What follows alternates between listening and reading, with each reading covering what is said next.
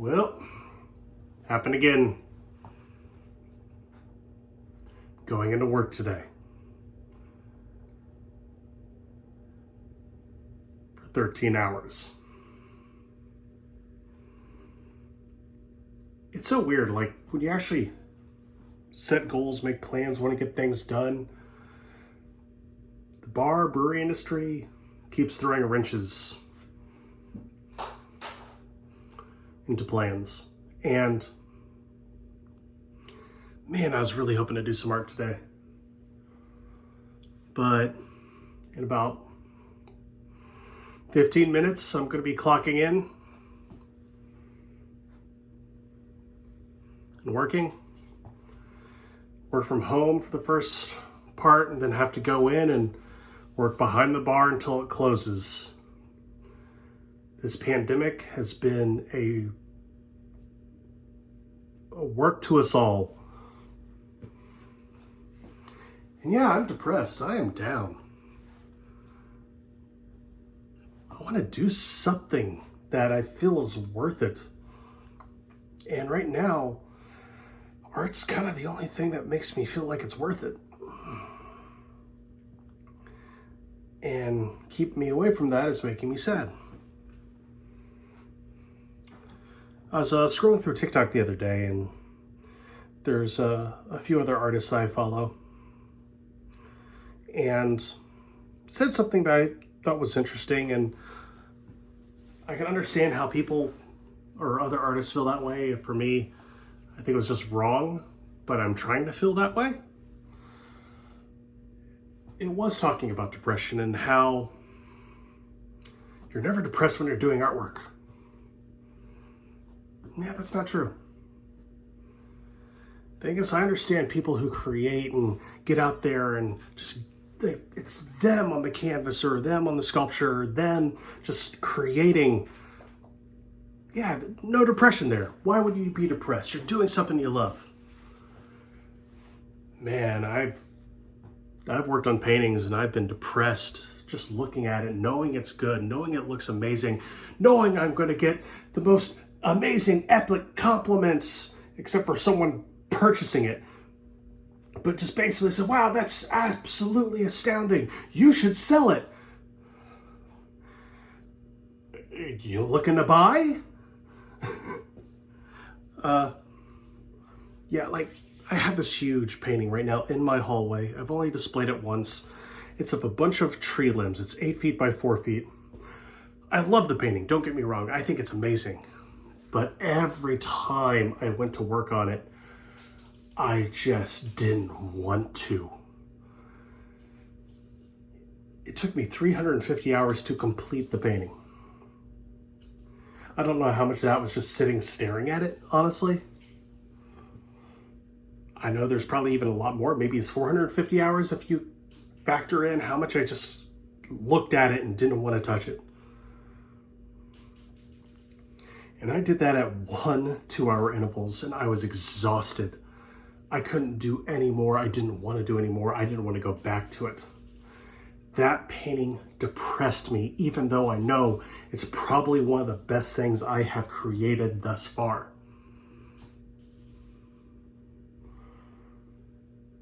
And that's the thing, I approached every painting like that.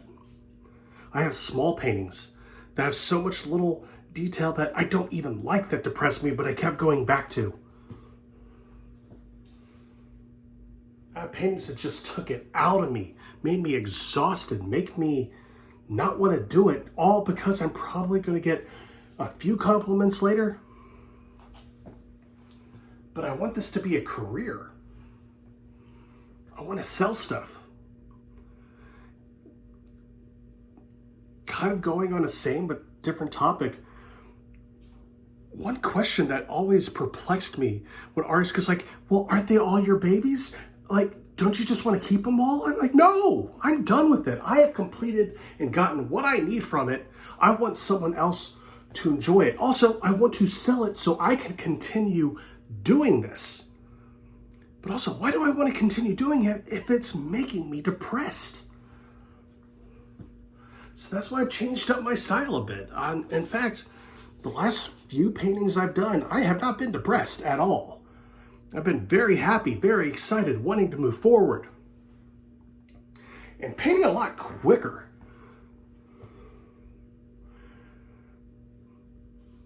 And I want to keep doing that. And I like this, and I like this feeling, but I don't want to get rid of that photorealism because there is parts of the, oh God, why? Oh, my gastrointestinal.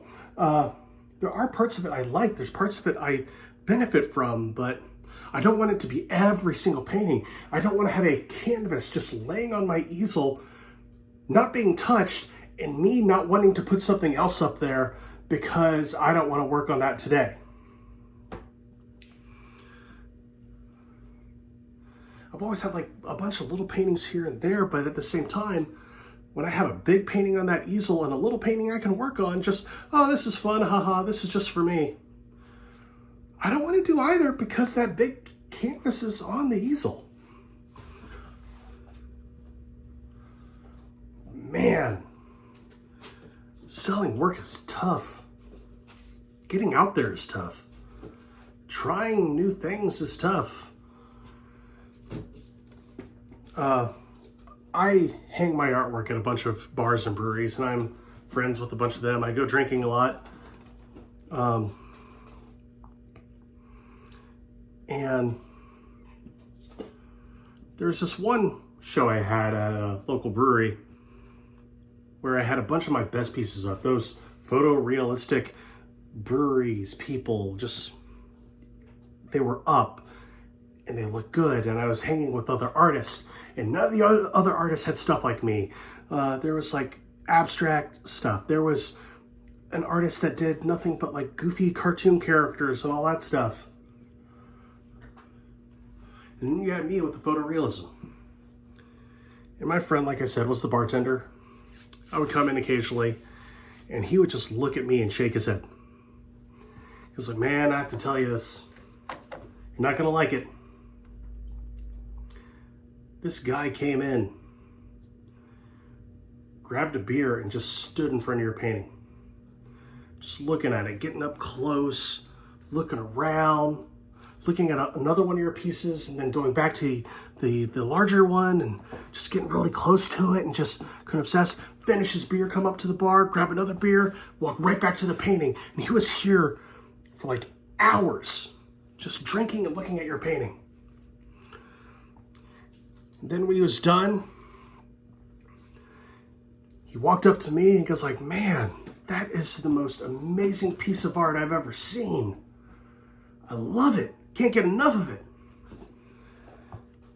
That painting of E.T. next to it is really funny. How much is that one? The sad thing is, that painting of E.T. cost more than the one he was looking at, that he was so obsessed with and impressed by. And in fact, this guy came back up later. I was drinking at the bar, getting ready to take down the paintings. He comes up to me and goes like, oh man, that's the most beautiful thing. That's amazing. I'm like, well, if you're interested in purchasing, he goes like, oh no, I already purchased that one over there. Okay, yeah, cool. I'm glad. I hope you enjoy your purchase. I'm glad you're supporting local art. Man, it's a little devastating knowing how much time and effort you put into a single piece, and you're underselling it for so little. One last little quick story. The one place where I've consistently sold stuff is the Indiana State Fair. I've won honorable mention there before, but that doesn't matter. I usually sell a piece every time I have something up. There's this painting I did. I had a show at Indiana City Brewing, and I put up all my work there, and usually I try to do a new painting for each show, and I say, hey, it's going to be at Indiana City. Might as well do an Indiana City brewery painting. And it was at the show, and it was great. People loved it. Bartenders loved it. Owners loved it. At least that's what they told me. And I tried to sell that to them for very cheap. I mean, $300. I tried to do a guaranteed sell. That wasn't guaranteed. They didn't buy it. They were doing some renovations, I understood. Basically, to build up their business was more important at that moment than purchasing something that basically is just going to hang on a wall. Not really bring in people. Building a musical stage to bring in people will bring in people. So I was down. I couldn't even sell this painting I put my heart into, put a lot of time into, for $300. And I said, screw it. It's one of the only new pieces I have at the moment. I'm going to put it at the Indiana State Fair. I said, I'm not going to sell it for $300. I'm going to sell it for $1,500. Day one, going to the State Fair, a little red sticker next to it. I sold it for $1,500. Still probably a little bit of an undersell, but still, that felt good. Felt weird. And I learned a lesson that I have not applied until recently. And that lesson was to value oneself. Because if I actually put the value on the artwork it deserves, there's a possibility it'll sell. But honestly, I have to, and I still have to, and I'm going to make sure what I do is worth it. Keep doing it, and keep putting it out there, and keep trying to make a name for myself, like here.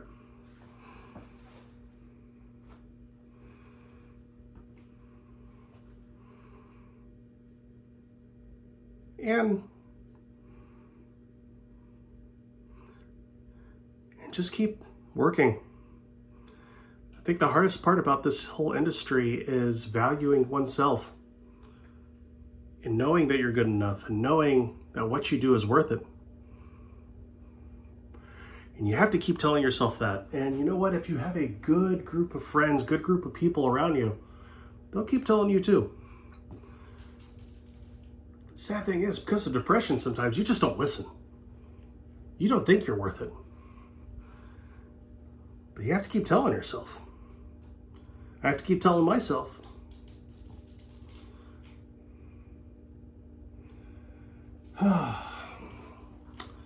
That painting is going to have to be worked on another day.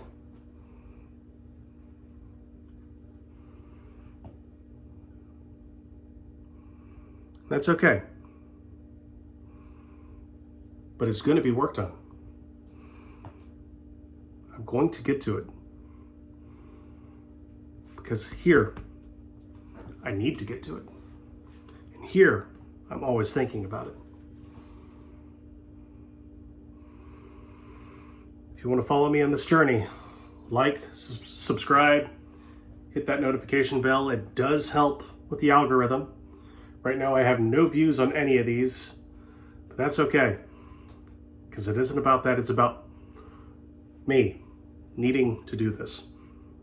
And if you want to follow along, like, subscribe, hit that bell, share if you like, leave a comment, follow me on Instagram at The Dump Buckets, follow me on TikTok at JJM Artwork. Follow me where you can on social media. This is the Brush Offs signing off.